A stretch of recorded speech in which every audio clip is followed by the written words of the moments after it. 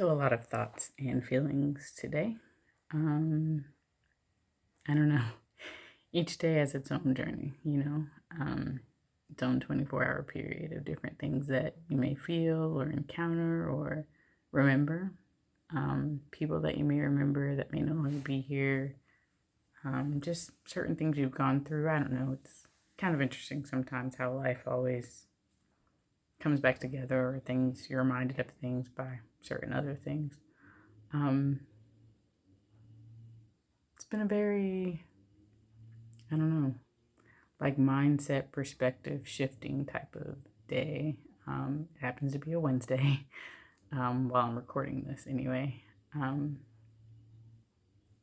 and it just, I don't know, like, I don't want to do things the same way that I've done them before. And I feel like I have a unique opportunity right now to do better, and to choose better, choose more wisely, just based on things I've learned and seen and lived through. And so that's what I want to do this time around, is just really research and figure out what's the best plan of action.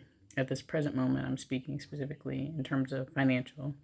I feel like this time of year, the last couple of years, God has opened doors for me to be able to have a really good closing for real estate, um, or to just, I don't know, He's blessed me. And so it's like, I noticed that after, 2 or 3 or 4 months, it's like, man, where did it go? What did I spend it on? Or did I really like invest it in the best thing? Like, if I made enhancements to the house, great. If I use it to pay the mortgage, and the bills, great. But it's like, what am I doing to really build more of a future and more wealth for my family? And so, like, I just got out of a lunch and learn at work where we went over financial wellness, specifically budgeting and eliminating debt, and what's the best order to do it in. And so I've always been on top of my budget, but really just looking at ways of, like, man, it seems like everything's going out to bills, not really building it like I want to. Like, of course, there's money that comes out automatically out of my check and goes to my IRA, and money that goes automatically to savings. So those two things I was already getting right. I was excited about that. But I just want to make sure that I'm exploring all the options. And one way she talked about getting more disposable income is cutting off things you don't really need, like the 5,000 streaming services and subscriptions that you have. Yeah. And there are some of them that it's like I just have them, but I occasionally use them. Do I really need to be paying out $12.99 here and $9.99 here and $8 over here? And it's like, when you add all that up, you could easily be at 120 bucks that you could be putting towards debt, or having extra income to actually do stuff with.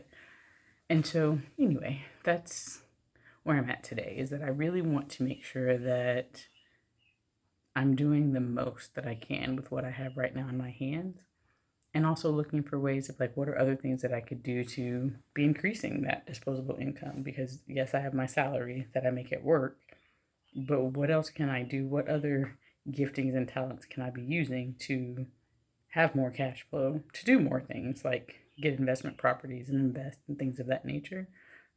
Real estate obviously is one of them. It's been kind of tough in this current market. If you're a seller, it's amazing, but on the buying side, it's extremely tough. Especially if you don't have a lump sum of money sitting aside somewhere, or if you are approved, but you don't have the down payment. And I want to get to a point that I have money set aside that I could help with the down payment if I needed to. Of course, with the Holy Spirit's guidance, but I want to be able to help people, and I really want to give back. And there are some really awesome nonprofit ideas that my husband has, that some of my friends have, and I'm just like, I want to help fund those things and get it going because it's needed right now, not like 5 years from now, but literally right now. And so, yeah, just getting those opportunities open and really just building wealth for generations. They say in the Bible that, not they, God says in the Bible that a wise man leaves an inheritance for his children's children. And well, my children have children now. And it's like I want to make sure that I've set all of those things in motion so that there is an inheritance for them, and that they will have that wealth that just keeps going generation to generation. And so I would say to you today to make sure that you do sit down and do your budget, write out your debt, determine like what your plan is. Because it's great if you pay off all your debt, but then what? What is like the goal? What ideally do you want? Do you want to be able to retire? Do you want a certain amount in retirement? Do you want to travel? Do you want to start a business? Do you want to be able to give money away? Like, what do you want to be able to do? Because those why factors are going to be the driving force behind sticking with maintaining your budget and eliminating debt and saving money and investing. And so that's where I'm at today. So just wanted to share. Hope that it helps you and encourages you to, put $10 away every couple of weeks. Little by little makes it grow. I don't care if it's $5. You got to start somewhere, but just get in the habit of doing it and teach your kids to do the same thing. And before you know it, you'll have a nice chunk, saved away, for emergency funds or to go on vacation or whatever you need it for, but at least you'll have it there. Don't spend every single thing that you have. And if there are things that you can afford to stop doing, like going out to eat every single day, 2 and 3 times a day, and cook at home instead, do that, because you'd be surprised how quickly that adds up. I mean, for my family, it's usually about $50 to $100 a pop each time you go out to eat, depending on where you go.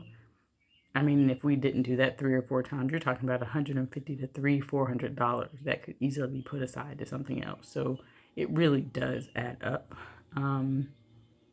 Or it could just stay sitting in the bank. So you have a good nest egg so that if anything happens, you have that extra money to still take care of your day-to-day needs that you need to until you can get more income coming in. So just wanted to say it matters, and to make sure you're paying attention to your finances, because it is just important as your spiritual health, your mental health, your emotional health, and your physical health.